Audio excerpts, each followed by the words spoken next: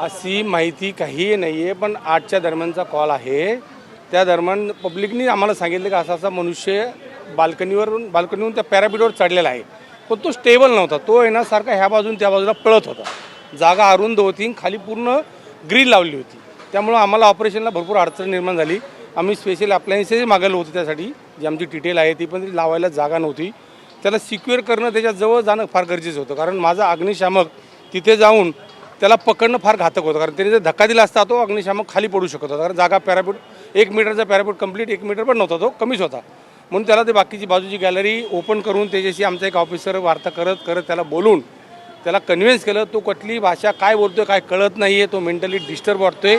एक तर त्याच्या अंगात कपडे नाही आहेत, कारण आम्हाला सिक्युअर करायला त्या कपड्यावर शर्ट वगैरे पकडू शकतो आम्ही, तर आम्हाला अजून ग्रीप मिळू शकते.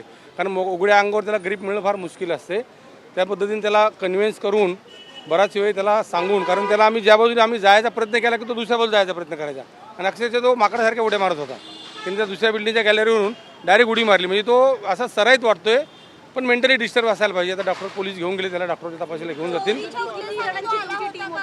चोरीचा उद्देश आता तो सांगू शकत नाही. आता कसं आहे, पब्लिक आहे, कोणाच्या घरात तो शिरला नाही. आता तो काय झाडाच्या पाठीमागून काय करत होता आणि अंगात कपडे नसताना काय करत होता ते अजून आम्हाला सिद्ध झाले नाही. आता पोलीस त्याचा पुढचा तपास करतील आणि त्याप्रमाणे पुढची कारवाई करतील. तर किती जणांची टीम लागली होती, किती तासांचे अटक प्रयत्न? आम्हाला जवळजवळ 1 सव्वा तास गेला. आमच्या 4 गाड्या आणि आमचे 3 ऑफिसर, मी होतो.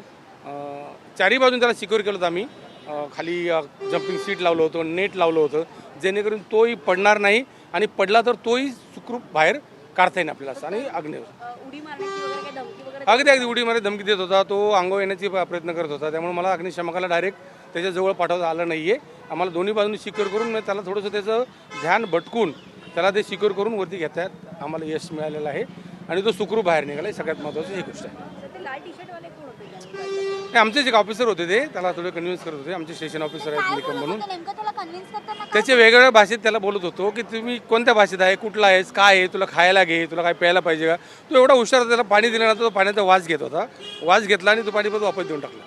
तर त्याला वाटलं कधी मला काय गुंगीचं औषध देतात काय ते प्यायला, म्हणजे तो पाणी पण पिला नाही. तो हातात फक्त त्यांनी ते नमकीचं पाकिट घेऊन ठेवलं होतं, त्याच्यावर तो फक्त डिस्टर्ब झाला होता. एवढंच होतं, पण भरपूर डिस्टर्ब झालेला होता.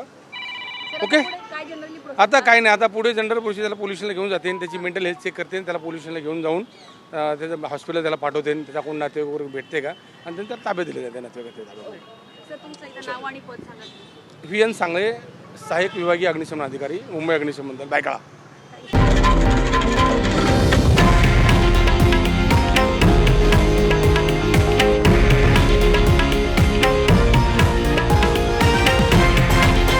हे आहे देशातील नंबर 1 न्यूज नेटवर्क, आणि आपण पाहत आहात TV9 मराठी, एकमेव.